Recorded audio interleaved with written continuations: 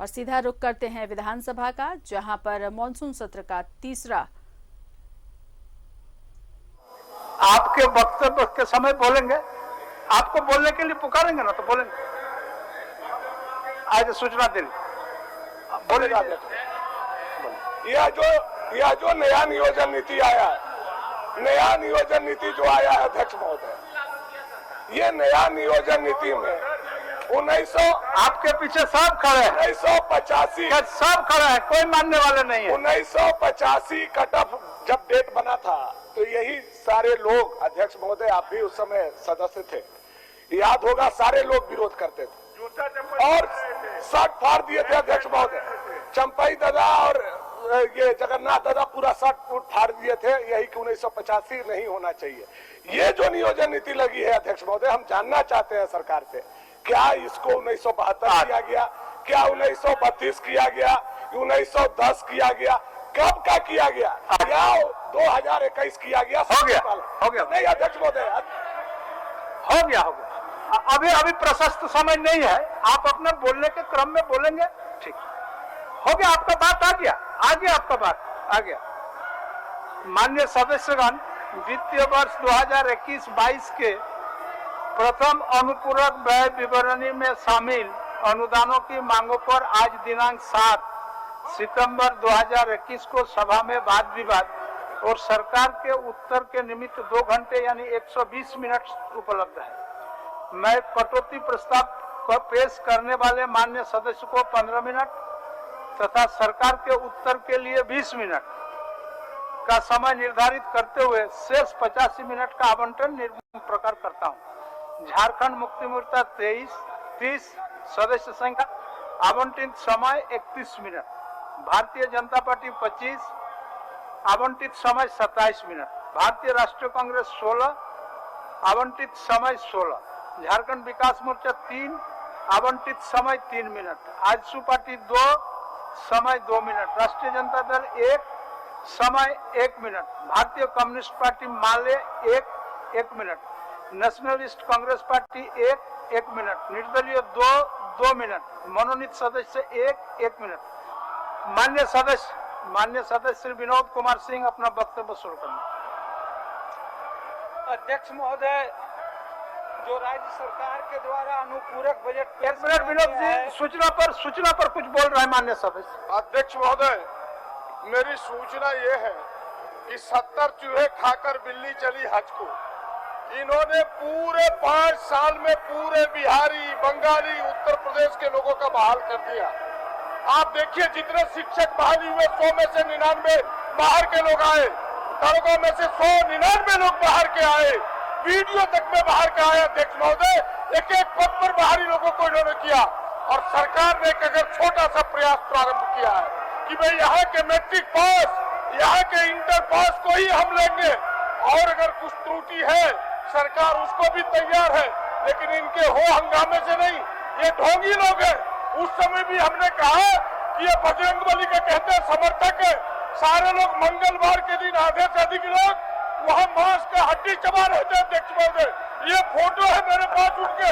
ये ढोंगी लोगों से क्या कहा जाए, इनकी बातों में कितना दम है, इनके कथनी और करनी में जमीन और आसमान का अंतर। अध्यक्ष महोदय, इसलिए माननीय सदस्य विनोद सिंह जी अपना वक्तव्य। माननीय सदस्य बैठिए। भानु जी बैठिए। अब आपको बोलने का समय है, बोलिएगा। उस समय बोलने का समय आपको भी है, बोलिएगा। बैठिए ना भानु जी, आपका समय का उपयोग करें। भानु जी, बजट सत्र में जो है हम लोगों ने भारी भरकम बजट पास किया था और उसके बाद ये पहला सत्र है और प्रथम अनुपूरक आया है।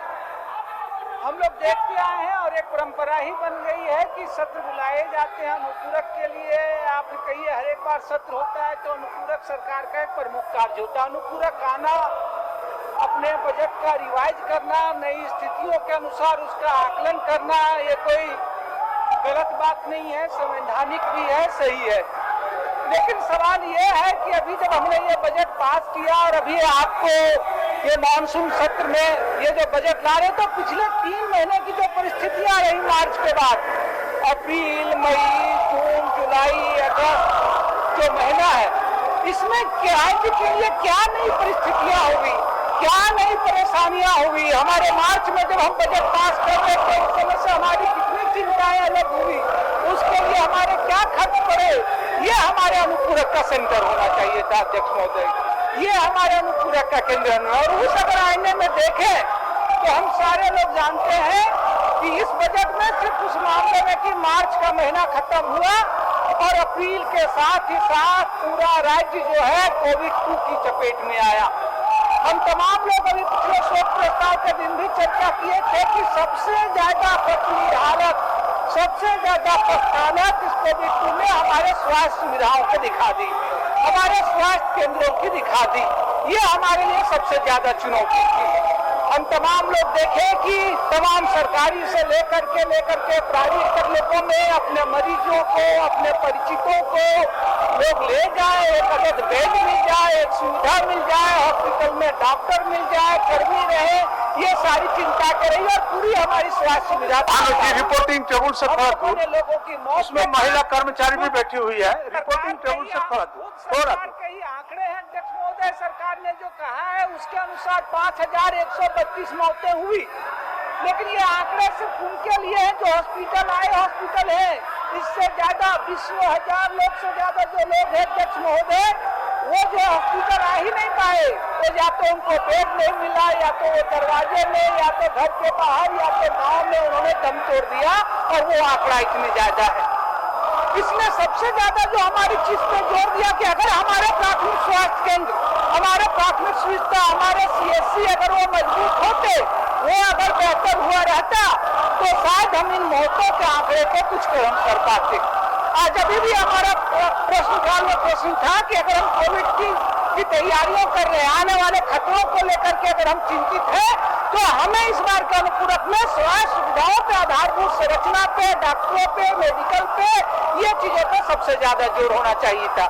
लेकिन अगर आप देखें इस पूरे अनुपूरक के बजट में कि हम कैसे सारे CSC को, सारे PSC को वो जोर देंगे, लोगों को बेड उपलब्ध, अमर बाबू कटिए, लोगों के रोजगार, अमर बाबू, लोगों की बेहतर हो। अमर बाबू आसन का आग्रह को माने, अध्यक्ष महोदय, आसन का आग्रह को स्वीकार करें। अमर बाबू बैठिए। अध्यक्ष महोदय, बल्कि हम लोगों ने देखा कि इस पूरे बजट में वो जो केंद्र होने चाहिए, वो हमारे चाहे प्राथमिक स्वास्थ्य केंद्र हो, कम्युनिटी हेल्थ सेंटर हो, हमारे चाहे जिला के अस्पताल हो, वहाँ बेड हो, वहाँ लोगों की सुविधा हो, डॉक्टरों की नियुक्तियां हो। पूरे कोविड काल में आपके लिए पूर्ण 27 मिनट समय है, अध्यक्ष महोदय, 27 मिनट समय है, आप बोलेंगे अपना बात, हॉस्पिटल करोड़ों अपना बात करेंगे आप।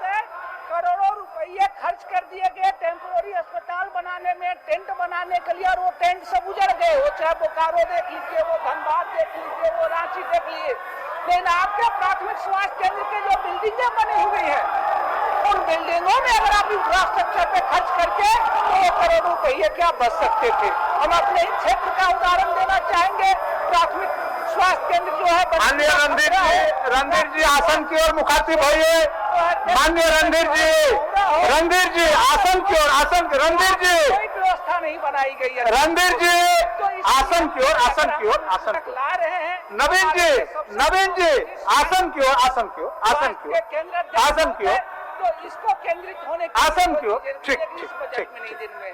ठीक। दूसरा जो इससे जुड़ा हुआ अध्यक्ष महोदय, अगर आप यहाँ ऑक्सीजन प्लांट कर रहे हैं, सब चीजें बना रहे हैं, रहने के लिए तो केंद्र कह रही है कि हम जो है वो दे रहे हैं कि भाई चलिए ऑक्सीजन प्लांट है, लेकिन PM केयर के तहत अध्यक्ष महोदय जिन जगहों पे लगाए जा रहे हैं, वो कुछ ऐसा ही हो गया अध्यक्ष महोदय। एक पुरानी कहानी याद आ रही है कि एक कंजूस बुढ़िया थी अध्यक्ष महोदय, और उससे कहा गया कि तुम्हारी का जो है चलिए हम बना करके खिलाएंगे, तो बाकी चीजें होंगी। तो सारे में इसका सिर्फ अपने बतौर से उदाहरण देना चाहे अध्यक्ष महोदय। कहा गया PM केयर से लगा जाएगा, लेकिन कहा गया पहले आप 200 kV का जनरेटर लगवाए, वो लगाया गया। फिर कहा गया कि आप जनरेटर अलग से दीजिए, हमने 12 लाख रुपया से MLA को से जनरेटर दिया। फिर उसके बाद कहा गया 18 लाख रुपए का फिर एक एस्टीमेट दे दिया गया अध्यक्ष महोदय की पाइपलाइन और बारिश जानी, लगभग 30 लाख रुपए खर्च हमको MLA कोष से दिया जाएगा, और एक बोर्ड लगेगा कि PM केयर फंड के सौजन्य से। तो मैं कह रहा हूँ कि सिर्फ नामों की चीजें नहीं, जो अनुदान होने चाहिए था, जो लाभ होने चाहिए था, और उस तरीके से नहीं की गई अध्यक्ष महोदय। दूसरी बात कहना चाह रहा हूँ अध्यक्ष महोदय, जरूर इस अनुपूरक बजट में राज्य के बाद जो है कोरोना के बाद जो है खास सुरक्षा हमारे लिए हुए, राज्य सरकार ने अपनी ओर से जो अनाज दे रही है उसके लिए तो प्रावधान किया गया है। राज्य सरकार जो है ग्रीन कार्ड लोगों को 15 लाख परिवारों को जोड़ेंगे उनके चीजों की, लेकिन इसमें भी अध्यक्ष महोदय ये बात तो स्पष्ट हो रही है, इस बात पर चर्चा होनी चाहिए कि जो लोग अनाजों की फोटो खिंचवा रहे हैं प्रधानमंत्री कार्य अनाज में, रघुवर के शासन में सबसे ज्यादा इस राज्य में भूख से मौतें हुई, सबसे ज्यादा खान से मौतें हुई, राज्य सरकार ने उसको चिन्हित किया गया, उन 15 लाख परिवारों को ग्रीन कार्ड भानु जी लेकिन ये जो फोटो टीवी चालू है, 15 लाख परिवार सब लोग आपको देख रहे हैं, 5 किलो अनाज ये केंद्र से नहीं दे रहे हैं। और इस कोविड के दौर में भी, इस भूखमरी के दौर में भी राज्य के ऐसे 15 लाख परिवारों को जो अनाज से वंचित हो रहे हैं और ये पेट्रोल पंप से लेकर के मुफ्त अनाज का जो है वो पोस्टर चिपका रहे हैं अध्यक्ष महोदय। दूसरी चीज जो मैं कहना चाह रहा हूँ अध्यक्ष महोदय, इस पूरे बजट पर अगर आप देखें तो मार्च के बाद जो सबसे ज्यादा हमारे पास जो प्रवासी मजदूर झारखंड की आज जो ग्रामीण अर्थव्यवस्था की अध्यक्ष महोदय वो मजदूरों पर ही चल रही थी, आज वो लौट करके आए। आप पिछले सप्ताह का आंकड़ा उठा करके देख लीजिए, बेरोजगारी दर में झारखंड देश में तीसरे स्थान पे चला गया। आज हरियाणा राजस्थान के बाद सबसे बेरोजगार है झारखंड में। तब ये सवाल उठता है अध्यक्ष महोदय कि अगर हम इस कोविड और चुनौतियों में बजट लें तो हम रोजगार सृजन के क्षेत्र में कितनी कोशिशें कर रहे हैं, हम लोगों को रोजगार कितना दे पा रहे हैं। मैं बाकी चीजों के तो आप छोड़ दीजिए, आप कोविड की बात कर रहे हैं, कोरोना की बात कर रहे हैं, अगर आप समाज सुविधाओं में भी एनएम हो बाकी चीजों हो उन पे ही अगर रोजगार केंद्रित किए रहते तो लोगों को रोजगार मिलता, लोगों को पैसे मिलते और आपकी स्वास्थ्य सुविधाएं भी जो है बेहतर रही होती रहती अध्यक्ष महोदय।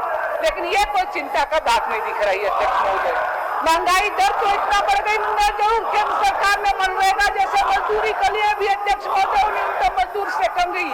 पिछले दिनों ने राज्य सरकार ने कोशिश की, राज्य की ओर से मनरेगा की मजदूरी तो थोड़ी बढ़ी, लेकिन अभी भी ये मजदूरी केंद्र की नाकामियों की वजह से पर्याप्त नहीं है और जो हमको रोजगार सृजन करना चाहिए था वो गैप इतना ज्यादा है कि वो नहीं कर पा रहा है और आज भी लोगों को मनरेगा में मजदूरी नहीं मिल पा रही है कि केंद्र का कोई काम नहीं है अध्यक्ष महोदय। इसलिए जो रोजगार का संकट है, रोजगार का सवाल है और इसलिए हमारी राज्य सरकार से उम्मीदें और बढ़ जाती है।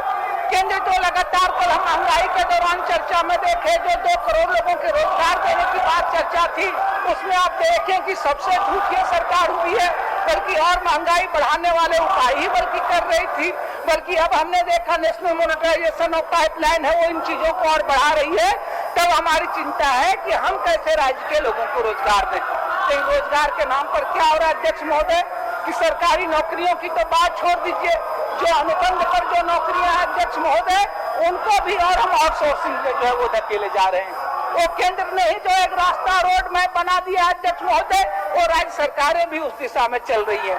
सरकार बार बार कर रही है, इन तो रोजगार की बात कर रहे हैं। हम तो आप ही के बात सुनने के लिए बैठे हुए हैं, आप ही का बात सुनने के लिए बैठे। ज्यादा दिल्ली की सरकार उजागर होगी जिन्होंने सबसे ज्यादा झूठ बोला है। इनकी नीतियों की वजह से आज केंद्र तो क्या राज्यों को भी खामियाजा होना पा रहा है कि वो रोजगार सृजित कर नहीं पा रहे हैं। लेकिन सरकार तो आज 1.5 साल बीत गए, बिहार में तो हमारे मुख्यमंत्री जी कह रहे हैं कि भाई ये रोजगार का वर्ष होगा, ये नियुक्तियों का वर्ष होगा अध्यक्ष महोदय, लेकिन दरवाजे खोलने की तो बात छोड़ दीजिए। आज 1.5 साल हो गए, वो झरोखे भी नहीं खुल पा रहे हैं अध्यक्ष महोदय, खिड़कियां तक नहीं खुल पा रही महोदय।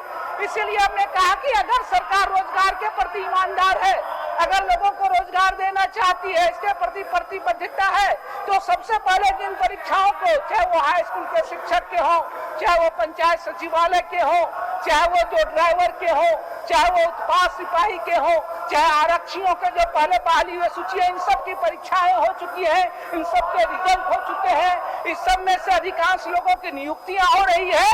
तो अगर सरकार इसके प्रति ईमानदार है तो पहले जिन परीक्षाओं के परिणाम हो चुके हैं, जिनका कोर्ट के द्वारा कोई रोक नहीं है, कोई वैधानिक अड़चन नहीं है, उनकी सरकार नियुक्ति पकड़ देती। लेकिन सरकार इस पे भी बहाने बना रही है और इसका एक ही उदाहरण काफी होगा हाई स्कूल के शिक्षकों वाला अध्यक्ष महोदय।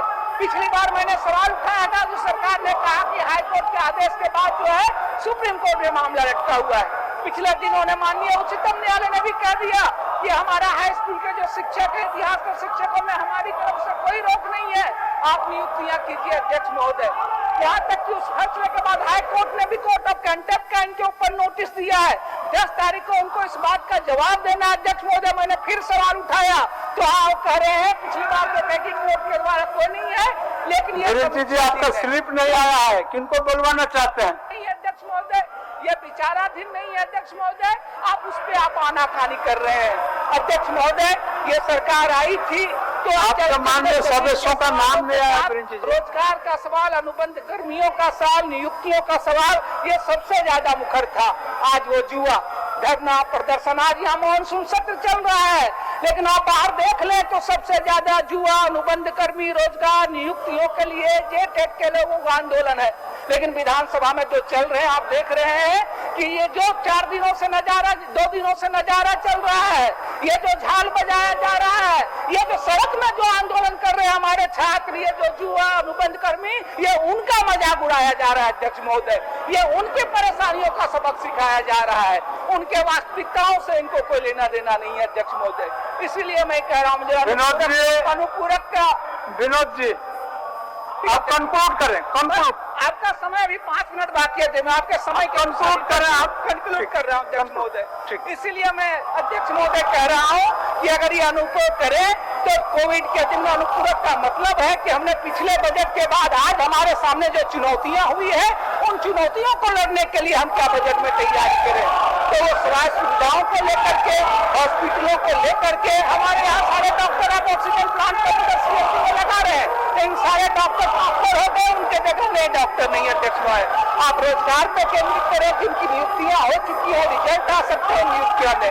अंतिम बात मैं कहना चाह रहा हूँ अध्यक्ष महोदय कि पिछले बजट से लेकर के अभी तक ये जो सबसे चिंता की बात है लोगों में, ग्रामीण सड़कों का। पिछली बार ही तमाम माननीय सदस्य पक्ष विपक्ष कह रहे थे कि सबसे खराब बुरा हाल हो गया है ग्रामीण सड़कों का। उनकी मरम्मती की स्थिति ये हो गई है कि माननीय सदस्य आप अनुशंसा देखे तो नए सड़क लिख के नहीं दे पा रहे हैं, उनके सामने है कि हम नए बनाए के पुराने के मरम्मती करें। तो ये नवीन जी आप ही का सुन रहे हैं, आप ही का सुन रहे हैं नवीन जी, ये अनुपूरक में ग्रामीण आप ही का सुन रहे हैं नवीन जी, के लिए अतिरिक्त राशि की जरूरत थी, तब हम मानते कि हम आप ही का सुन रहे हैं और जरूरत है।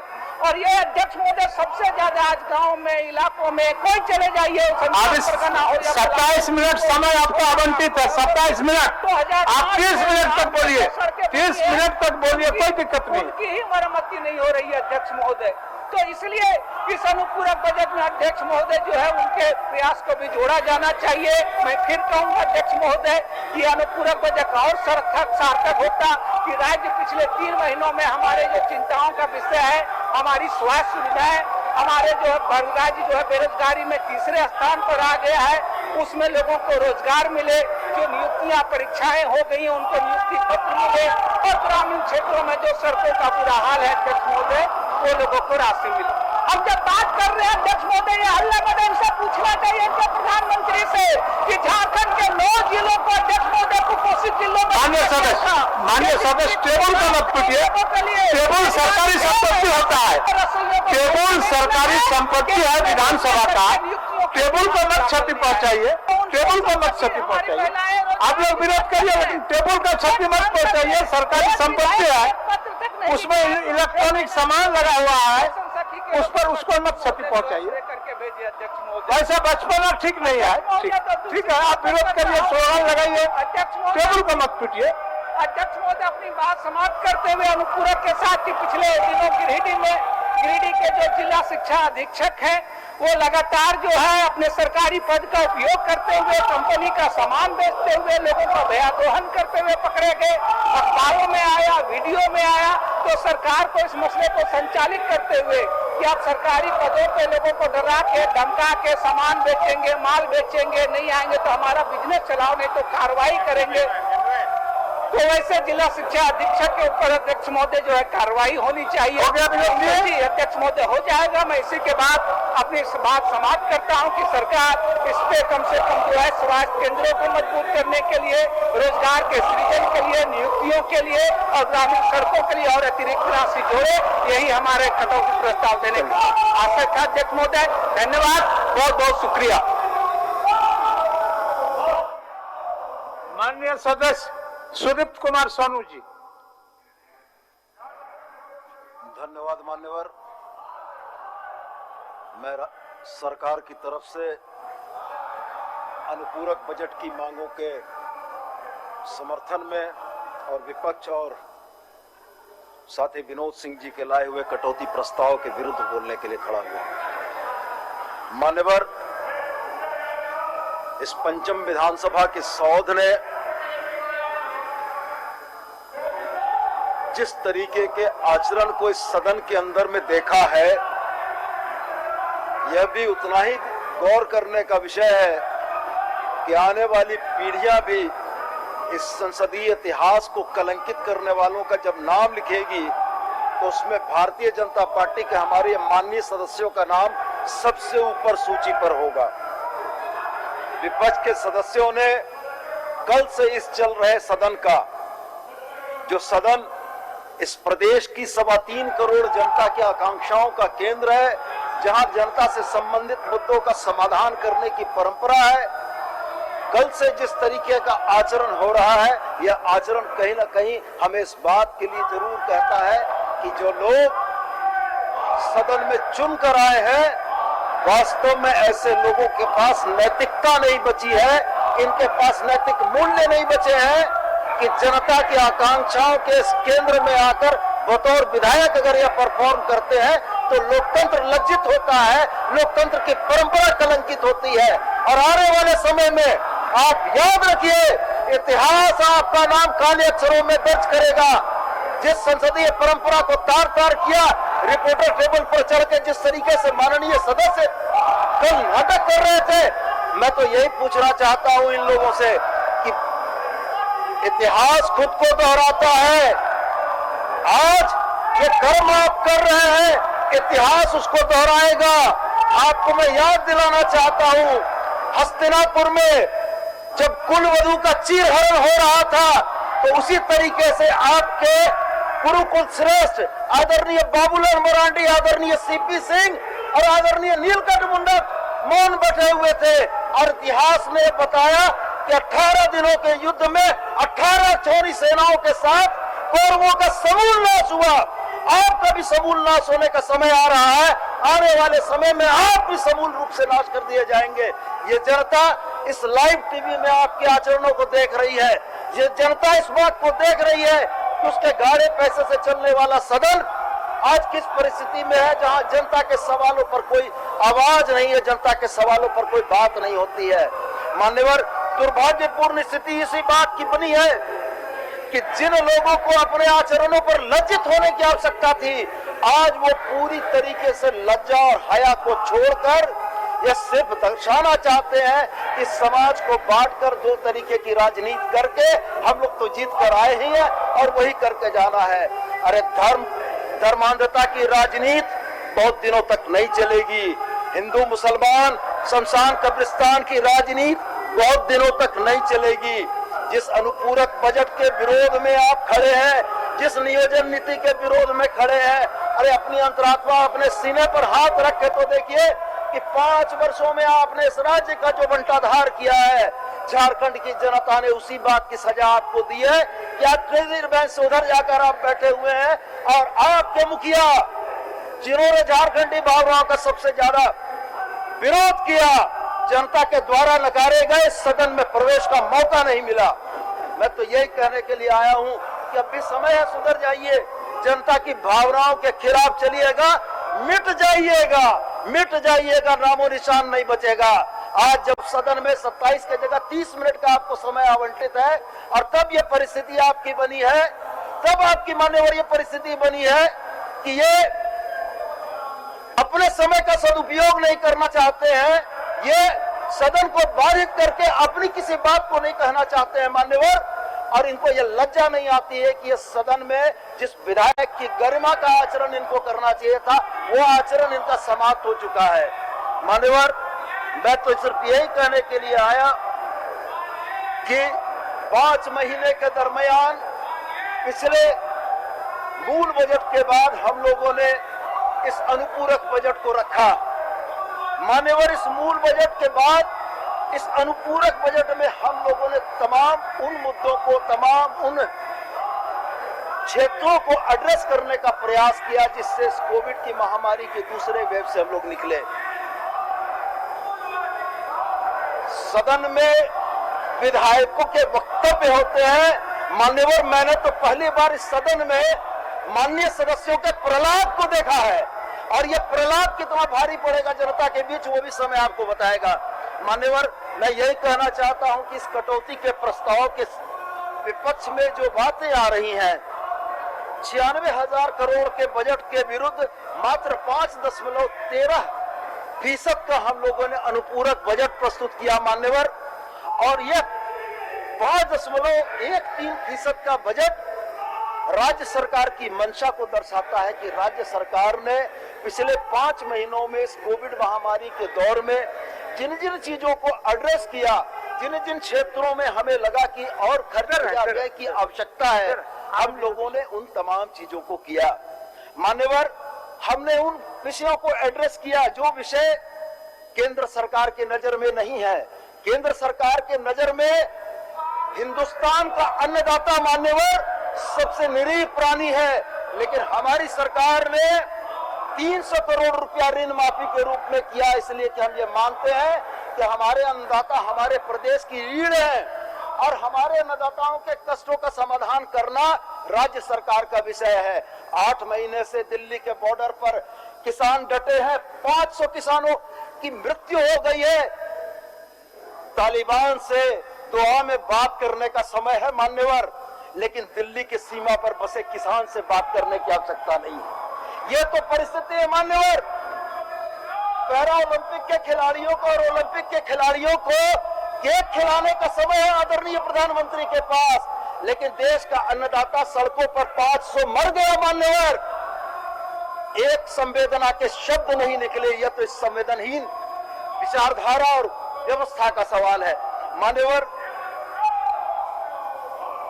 आपदा का समय था, केंद्र की सरकार कारपोरेट का टैक्स माफ कर रही थी, केंद्र की सरकार उद्योगों को सहायता दे रही थी, और हम लोग यह मान रहे थे मान्यवर कि इस आपदा के दौर में झारखंड राज्य के निवासियों को भी निश्चित रूप से राहत मिलनी चाहिए।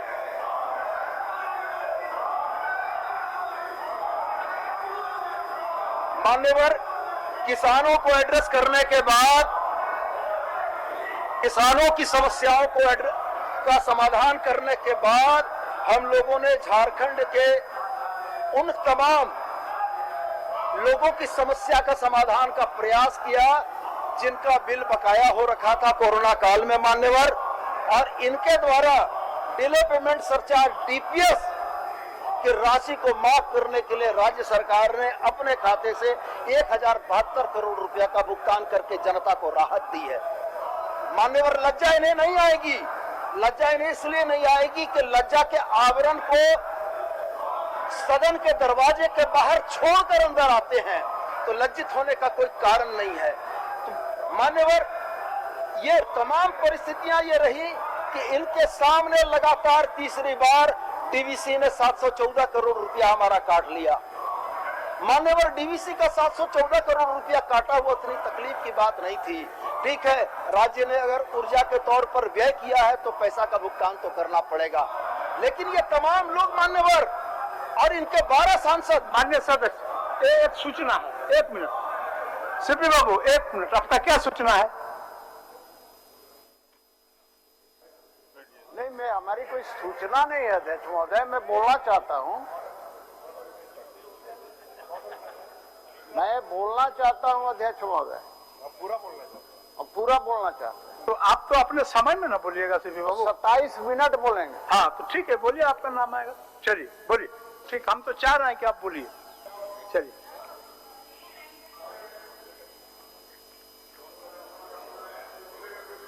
बोलिए। मान्यवर, डीवीसी के द्वारा काटे गए 714 करोड़ का उतना दुख नहीं हमें मान्यवर। हमें दुख इस बात का है कि जीएसटी क्षतिपूर्ति की राशि का फाइनेंशियल ईयर पिछले वित्तीय वर्ष आपका नेता बोले, हम बोलेंगे, उनका पूर्ण समय का उपयोग करेंगे, तू तो बोलेंगे तो फिर आप कहा आ रहा है, बोले दीजिए, बोलिए बोलिए स्वामी जी बोलिए। मान्यवर 714 करोड़ की राशि राज्य सरकार के आरबीआई के खाते से डिडक्ट करने का अफसोस नहीं है मान्यवर, अफसोस झारखंड की उस भोली भाली जनता को है मान्यवर, जिन लोगों ने इन 26-25 विधायकों को चुनकर भेजा मान्यवर, और 12 सांसद हैं और राज्यसभा के 4 सांसद हैं। पिछले वित्तीय वर्ष का जीएसटी की क्षतिपूर्ति कंपनसेशन की राशि 1177 करोड़ रुपया राज्य की बाकी है मान्यवर। राज्य के हितों पर कभी सवाल नहीं उठते हैं, मुंह से जबान नहीं निकलती है मान्यवर। इस वित्तीय वर्ष में मान्यवर 708 करोड़ रुपया जीएसटी की क्षतिपूर्ति बाकी है। कुल मिलाकर अगर जीएसटी की राशि की बात हम लोग करते हैं मान्यवर, तो 1887 करोड़ रुपया राज्य सरकार का केंद्र के पास बकाया है मान्यवर, और केंद्र को भी लज्जा नहीं आती है कि 714 करोड़ हमारा डीवीसी का काटते हैं, और लज्जा मान्यवर इनको भी नहीं आती है, क्योंकि जनता के सवालों पर जीत के आने वाले लोगों को लज्जित होने का एहसास होता है। जहां धर्म के नाम पर, हिंदू मुसलमान के नाम पर ये बांट कर आने वाले लोग हैं, इनको जनता की पीड़ा से क्या मतलब है। कोई अगर भूखा मरता है तो उससे इनको क्या मतलब है। इनका एजेंडा मंदिर मस्जिद और शमशान कब्रिस्तान का चलता रहे, बस इनकी राजनीति की दुकान उसी में चलती रहेगी मान्यवर, और उसी राजनीति की दुकान को चमकाने के लिए भगवा पहन के आ रहे हैं मान्यवर। प्रदीप दा ने पिछले पाली में बड़ा सही कहा था कि ये फर्जी हिंदू है मान्यवर, ये फर्जी हिंदू है। मंगलवार के दिन हनुमान चालीसा पॉकेट में रख के मान्यवर सरकार के तरफ से व्यवस्था किया गया लंच में मांसाहार करते हैं, अब तिलक त्रिपुंड लगाकर यहाँ आते हैं। ये हिंदू कैसे है मान्यवर? इनको हिंदू कहलाने का अधिकार नहीं है। अगर ये खुद को हिंदू बोलते हैं तो सनातनी हिंदू धर्म के ऊपर गाली है मान्यवर। जो जेब में हनुमान चालीसा रखेगा और जाके मांसाहार करेगा मान्यवर, गवाह है ये सदन, गवाह है इस विधानसभा सोच के लोग, शर्म मगर इनको आती नहीं मान्यवर। मैं विषय पर लौटता हूं। मैंने बताया कि 1887 करोड़ जीएसटी की क्षतिपूर्ति का बकाया है मान्यवर, वह राज्य को नहीं मिल रहा है। 66,000 करोड़ रुपए केंद्रीय उपक्रमों पर हमारा बकाया है मान्यवर, जिसमें मात्र हमें 3,000 करोड़ मिला है। राज्य के हितों के प्रति अगर ये इतने सचेत है मान्यवर, तो होना तो ये चाहिए था ना कि राज्य का देना पावना पहले चुकता कराओ, उसके बाद डीवीसी का पैसा लेते रहो। लेकिन मान्यवर इनके विचार में इस राज्य में 5 वर्षों की इस लोकप्रिय सरकार के हर अच्छे कामों में अड़ंगा डालना ही लिखा है। ये सिर्फ इसी उद्देश्य के तहत आते हैं कि सदन को बाधित करके, सदन में हल्ला करके सत्ता पक्ष को काम नहीं करने दें। लेकिन मान्यवर मैं आपके माध्यम से इनको ये बताना चाहता हूं कि जनता ने इनके कुछ प्रयासों पर जोरदार तमाचा मारा है, और आने वाले 24 तक झारखंडी जनता के तमाम मुद्दों को हल करके जब हम जाएंगे ना, तो जनता इस बार इससे बड़ा जोर का तमाचा आपको मारेगी।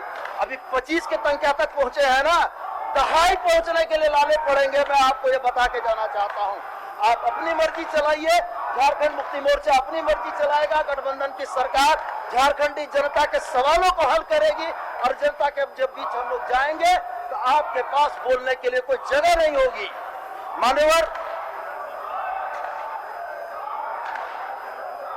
कोरोना के काल में हम अपने साथी विनोद सिंह की बातों को सुन रहे थे। पहला कोरोना का जो दौर था मान्यवर, और दूसरा कोरोना के दौर ने कहीं न कहीं राज्य सरकार को इसके लिए बड़ा सचेत किया कि स्वास्थ्य सुविधाओं में अगर हम लोग मेहनत करके व्यवस्थाओं को नहीं बदलते और सुधारते हैं तो हमारे राज्य के नागरिकों को कष्ट झेलना पड़ेगा। ये संवेदनशील सरकार है मान्यवर, ये उत्तर प्रदेश की सरकार नहीं है। बैठिए मान्य सदस्य, अपने आसन पर बैठिए। उत्तर प्रदेश की सरकार नहीं है मान्यवर।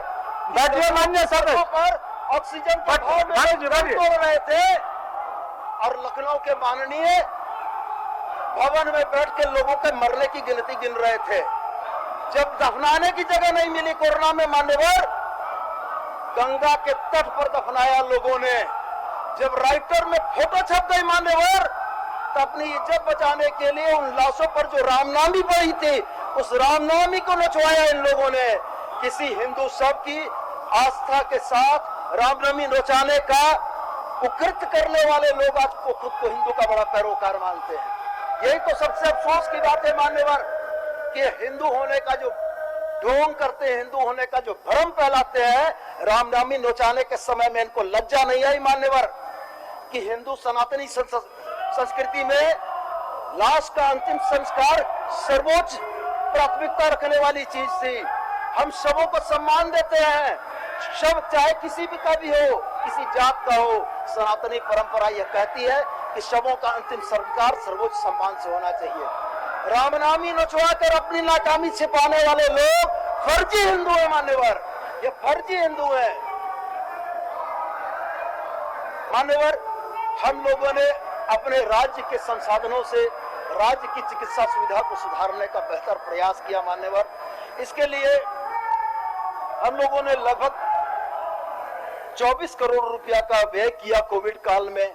जो आने वाले प्रवासी मजदूर थे उनके भोजन की व्यवस्था की, उनके ट्रांसपोर्ट की व्यवस्था की, और सरकारी अस्पतालों की जो परिस्थिति थी, जो इन लोगों ने पिछले 7 वर्षों वे अपने समय में बोल रहे हैं नवीन जी, अपने समय में बोल रहे हैं, आवंटित समय में बोल रहे हैं। नहीं, वो कहीं आवंटित समय में बोल रहे हैं, आप भी आवंटित समय में बोलिएगा नवीन जी। सरकारी अस्पतालों में झारखंड के कम से कम 6 ऐसे जिले थे मान्यवर जहां एक भी आईसीयू का बेड नहीं था। शर्म है कि मगर इनको आती नहीं। 5 वर्षों तक निष्कंटक शासन करने के बाद झारखंड के तमाम जिलों में आईसीयू बेड नहीं बना सके थे मान्यवर। बातें बड़ी बड़ी, लेकिन परिस्थितियां ये थी कि कोरोना के कहर में झारखंड में जनता को जिन आधारभूत सुविधाओं के लिए परेशानी हुई, उसका सारा श्रेय मान्यवर इनको जाता है। इन लोगों के कुकर्मों का फल झारखंड की जनता ने झेला। हम लोगों ने मान्यवर प्रत्येक जिले में आईसीयू बेड की व्यवस्था कराई। रिम्स में हम लोग नवीन जी बेड की व्यवस्था कराई। भानु जी रिपोर्टिंग टेबल को मत डिस्टर्ब करो। उस कुर्सी पर नहीं बैठना चाहिए। आप अपना प्रदर्शन करिए, ये नियम विरुद्ध आचरण है, नियम विरुद्ध आचरण। भानु जी, नवीन जी ठीक है, कुर्सी टेबल को मत उसको करिए। ठीक, ये सरकारी संपत्ति होती है। ठीक, चलिए बोलिए मान्यवर। आज मान्यवर कैमरा को कहाँ कैमरा, वो उसी के सामने दिखा रहा है, उसको बंद कर दो। कैमरा ढकने से आपके कुकर्म नहीं ढकेंगे। अरे कैमरा ढकने से आपके कुकर्म नहीं ढकेंगे। अपना चेहरा ढकिए, जनता इंतजार कर रही है आपके कुकर्मी चेहरे को देखने के लिए। अपना चेहरा ढकिए, मेरे चेहरे को ढकने से कुकर्म नहीं ढकेंगे आपके। मान्यवर, आज राज्य के 2800 जिलों में 2400 जिलों में आज राज्य के 2400 जिलों में सदर अस्पतालों में ऑक्सीजन बेड की व्यवस्था है मान्यवर। आज राज्य सरकार के चिकित्सालय, राज्य सरकार के अस्पताल आज पूरी तरीके से मुस्तैद हैं। भगवान न करे कोरोना की तीसरी लहर आए मान्यवर। यदि कोरोना की तीसरी लहर भी आती है तो यह राज्य पूरी मुस्तैदी के साथ पहली और दूसरी लहर जैसा मुकाबला करेगा और देश के पैमाने पर हमारे यशस्वी मुख्यमंत्री को कोरोना से लड़ने वालों में राज्य के सर्वश्रेष्ठ 5 राज्यों में, देश के सर्वश्रेष्ठ 5 राज्यों में शुमार किया गया है। हमारे लिए गर्व की बात है कि हमारे मुख्यमंत्री ने अपने राज्य को बहुत बेहतर तरीके से बचाकर निकाला है। ये यूपी नहीं है, ये झारखंड है, जहां आदमी की जान की कीमत है। हमारा संवेदनशील नेतृत्व है, आपके जैसा नेतृत्व नहीं है कि जब संकट का समय आता है तो आदरणीय मन की बात करना छोड़ देते हैं और संकट का समय जैसे पार होता है आदरणीय तुरंत अवतरित हो जाते हैं मन की बात करने के लिए। ये वो जगह नहीं है, ये वो जगह है जहां का जनप्रतिनिधि अपने चिकित्सा कर्मियों के साथ कांधा से कांधा मिलाकर कोरोना से लड़ता है, अपने प्रदेश के प्रवासी मजदूरों के लौटने पर उनके रहने की व्यवस्था करता है। तब जाकर पहली और दूसरी लहर में कोरोना में झारखंड ने इतना बेहतर प्रदर्शन किया। मान्यवर, नए और उच्च शिक्षण संस्थान जो किसी भी समाज या राज्य की रीढ़ होते हैं, उसकी बेहतरी के लिए राज्य सरकार ने इसमें 40 करोड़ रुपए का बजट का प्रावधान किया है। मान्यवर, झारखंड बड़े दुर्भाग्यपूर्ण लहजे में मैं यह कह सकता हूं कि झारखंड इस राज्य का इस देश का ऐसा एक अभिशप्त प्रदेश है जहां ह्यूमन ट्रैफिकिंग की एक बड़ी समस्या है। और ह्यूमन ट्रैफिकिंग में हमारे राज्य के बच्चे और बच्चियां बाहर जाते हैं, उनके बचाव और उनकी चीजों के लिए मान्यवर 12 करोड़ रुपए का प्रावधान किया गया है कि उनके रिहेबिलिटेशन और पुनर्वास के लिए राज्य सरकार 12 करोड़ रुपए का प्रावधान कर रही है। पुलिस के आधुनिकीकरण के मुद्दे हैं मान्यवर, 17 करोड़ की राशि मात्र उनके लिए की गई है। मान्यवर, इस राज्य को नवगठित राज्य को गठन के बाद से यदि किसी ने प्रयोगशाला बनाया है मान्यवर, तो वो सारा का सारा दोष भारतीय जनता पार्टी के लोगों पर जाता है। हमारे इस रिच मिनरल स्टेट से सिर्फ और सिर्फ खदान और खनिज को लूटने का काम हुआ मान्यवर। कभी सरकार की ये परिस्थिति और मंशा नहीं रही कि राज्य सरकार की जो रिसोर्सेज है, राज्य सरकार के जो संसाधन है, उन संसाधनों का लाभ राज्य को मिले। मान्यवर, माइंस एंड मिनरल कॉर्पोरेशन के नाम से एक गठित करने के उद्देश्य से राज्य सरकार ने 1000 रुपए का प्रावधान किया और मुझे बड़ी उम्मीद है कि राज्य के संसाधन राज्य के हित में राज्य के लिए काम करेंगे और इसकी पहल और शुरुआत मान्यवर हम लोगों ने की है। यस तूफान के दरमियान उड़ीसा के सीमावर्ती इलाकों में मान्यवर झारखंड की जनता परेशान हुई, पीड़ित हुई, घर टूटे। राज्य सरकार ने 200 करोड़ रुपया यस तूफान से प्रभावित लोगों के लिए किया है मान्यवर हमारे साथी अनंत ओझा जी मौजूद हैं। मैं उनसे ट्विटर में भी जुड़ा हूं। अनंत ओझा जी अपने इलाके में बाढ़ की समस्या से बहुत पीड़ित रहते हैं और बाढ़ उनके क्षेत्र में आती है और मैं देखता हूं कि बाढ़ पीड़ितों की सहायता में लगे रहते हैं। मान्यवर, साहबगंज जिले में बाढ़ राहत के लिए 36 करोड़ भाई अनंत ओझा जी के क्षेत्र में 36 करोड़ रुपया का राज्य सरकार ने प्रावधान किया है कि उनके इलाके में आ रही बाढ़ से लोगों को बचाने के लिए साहबगंज जिले में 36 करोड़ रुपया का प्रावधान करके उनको मदद पहुंचाई जाए। मान्यवर, केंद्र सरकार की जन विरोधी नीतियों ने कहीं ना कहीं स्थिति यह पैदा कर दी है मान्यवर कि राज्य सरकार को अपने संसाधनों को खर्च करना पड़ रहा है और केंद्र सरकार के द्वारा जो जनता को घाव दिए जा रहे हैं उस पर मरहम लगाने का काम राज्य सरकार को करना पड़ रहा है। मनरेगा की मजदूरी सर्वाधिक कम रही है झारखंड में। राज्य सरकार ने अपने मद से 258 करोड़ रुपया मनरेगा में देकर जनता को इस बेरोजगारी और इस भुखमरी के दौर में फौरी राहत देने का प्रयास किया है। मान्यवर, सदन में जमीन पर बैठ के लोकतांत्रिक व्यवस्था में अपने मिले हुए अधिकारों का बेजा इस्तेमाल करने वाले लोगों को ये नहीं मालूम है कि अरे अभी ऐसे जमीन पर बैठिएगा, जनता फिर अगले चुनाव में जमीन पर बैठा देगी। ऐसा मत कीजिए। कुर्सी दिए जनता ने आपको, माननीय विधायक बनाया है, कुर्सी पर जाके बैठिए। जमीन पर बैठिएगा तो अगला बार जनता आपको जमीन पर बैठा देगी। मान्यवर, इनकी परिस्थितियां यही है कि आज रोजगार महोदय कि किस्म के हमारे माननीय सदस्य हैं। कोई तालिबान समर्थक है तो कोई भीष्म पितामह स्टीफन मरांडी जैसे लोग भीष्म पितामह की भूमिका में है और हमारे माननीय मुख्यमंत्री तो दुर्योधन राजकुमार है। धृतराष्ट्र कौन है मैं इसकी नाम चर्चा नहीं करना चाहता अध्यक्ष। मेरा स्पष्ट कहना है अध्यक्ष महोदय कि सत्ता में मदान्ध होकर रावण का भी राज नहीं चला था अध्यक्ष महोदय। ये ऐसा चीज है अध्यक्ष महोदय। कल हम उधर थे अध्यक्ष महोदय, जनता ने मुझे इधर बैठाया, मुझे स्वीकार करने में कोई प्रॉब्लम नहीं है अध्यक्ष महोदय। कल वो भी इधर आएंगे। कहा गया है कि सास भी कभी बहू थी अध्यक्ष महोदय। आप भी जब विपक्ष में थे अध्यक्ष महोदय, आज सत्ता पक्ष ने आपको आसन पर बैठाया, हम लोगों ने सर्वसम्मति से आपको आसन पर बैठाया है अध्यक्ष महोदय। लेकिन आप मान्य सदस्य बोलने दीजिए, लेकिन बोलने दीजिए मान्य सदस्य। आप उस दिन को याद कीजिए जब हम लोग सत्ता पक्ष में थे तो आप भी सदन के अंदर आप बेल में आते थे अध्यक्ष महोदय। मैं समझता हूं कि वो आप विस्मरण नहीं किए होंगे अध्यक्ष महोदय। मेरा ये कहने का तात्पर्य है अध्यक्ष महोदय कि जिस प्रकार से वातावरण का निर्माण हुआ है, मैं सरकार से विनम्रता पूर्वक आग्रह करना चाहता हूं कि आप सत्ता के मद में इतने मदान मत हो जाइए कि और विपक्ष के लोगों का बात को नहीं सुनिए। अध्यक्ष महोदय, ये नियोजन नीति का जो है प्रारूप है अध्यक्ष महोदय, मैं आपसे कहना चाहता हूं, मैं भी झारखंड मान्य सदस्य बैठिए बैठिए बोले दीजिए। अरे अगर किसी का कोई आचरण होता है, किसी का तो सब एक तरह आचरण अपनाएगा, ऐसा नहीं ना होता है।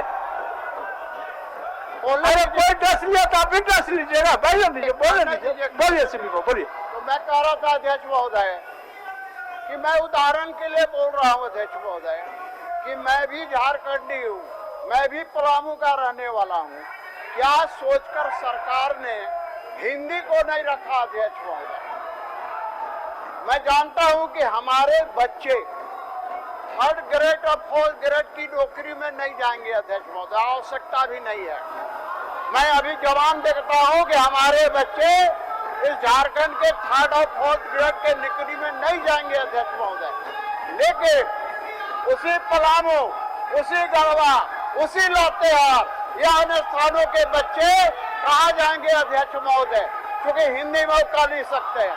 उसी प्रकार द्वितीय राजभाषा के रूप में मैथिली को भी मान्यता दी गई है अध्यक्ष महोदय। क्या मैथिली भाषी लोगों को अधिकार नहीं है? क्या भोजपुरी बोलने वाले लोगों को अधिकार नहीं है? क्या अंगिका बोलने वाले लोगों का अधिकार नहीं है? क्या मगही बोलने वाले लोगों का अधिकार नहीं है? अध्यक्ष महोदय, मान्य सदस्य समान रूप आचरण समान रूप नहीं करना चाहिए ना। ये आचरण के बाद जनता फैसला करेगा। ये सब बात का अब बोलने दीजिए, बोल रहे हैं तो जनता फैसला करेगा कौन अच्छा कर रहे हैं, कौन बुरा कर रहा है। करिए, आप लोग अस्थिर बैठिए। चलिए सभी बोलिए। मैं अध्यक्ष महोदय कहना चाहता हूं कि जिस प्रकार से आज सदन के अब देखिए, माननीय आचरण क्या सिखाइएगा? स्वास्थ्य मंत्री को आचरण सिखाइए। अरे टेम्पो एजेंट क्या बात करेगा? अरे टेम्पो एजेंट क्या बात करेगा? क्या बात करते हैं? बोलिए, आप बोलिए ना, आप बोलिए, अपना बोलिए। क्या सब लोग बोले, आप बोलिए। टेम्पो करते करते स्वास्थ्य मंत्री हो गया तो बड़ा बात करता है मान्य सदस्य।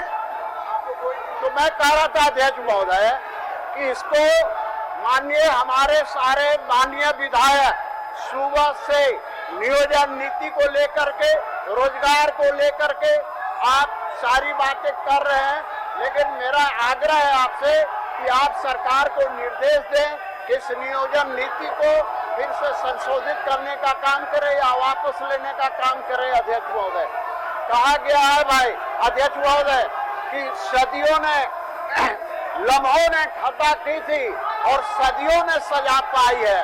तो ये जो है अभी बड़ा बड़ा भाषण सुदीप जी दे रहे थे और उनका आचरण देख लीजिए। सुदीप जी बड़ा लंबा कहा गोंडवी और किसका उदाहरण नकल करके पढ़ रहे थे अध्यक्ष महोदय।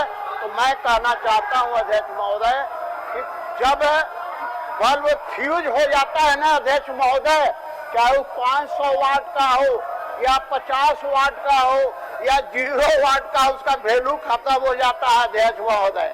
तो इसलिए मैं कहना चाह रहा हूं कि आज मंत्री है, आज सत्ताधारी दल के विधायक है, आज मुख्यमंत्री है, जब फ्यूज हो जाइएगा ना तो फिर क्या स्थिति होगा पता चल जाएगा। समझ लीजिए, आप लोग भी समझ लीजिए। अरे हम लोग तो समझ में आया और जनता ने लगातार 6 बार जिताया है, तो कुछ तो खासियत होगा अध्यक्ष महोदय।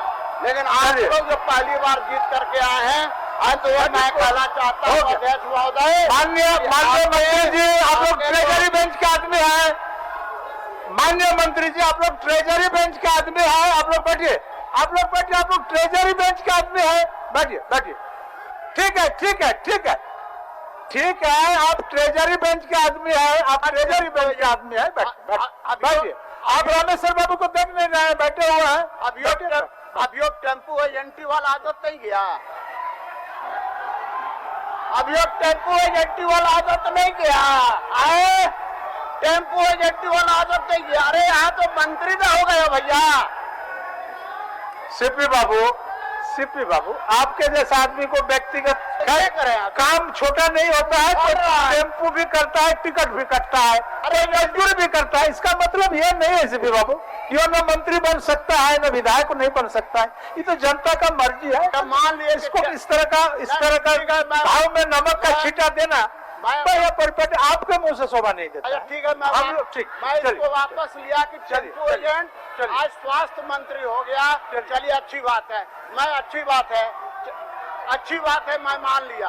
अध्यक्ष महोदय, मैं कहना चाहता हूँ कि जिस प्रकार से आज के दिन सत्ताधारी दल के लोग, मेरा अध्यक्ष महोदय आपसे अंतिम में आग्रह है अध्यक्ष महोदय, ये जो नियोजन नीति है इसको वापस लेने का काम करें। जो लाखों बेरोजगार है, मुख्यमंत्री जी ने वादा किया था कि 1 साल में 5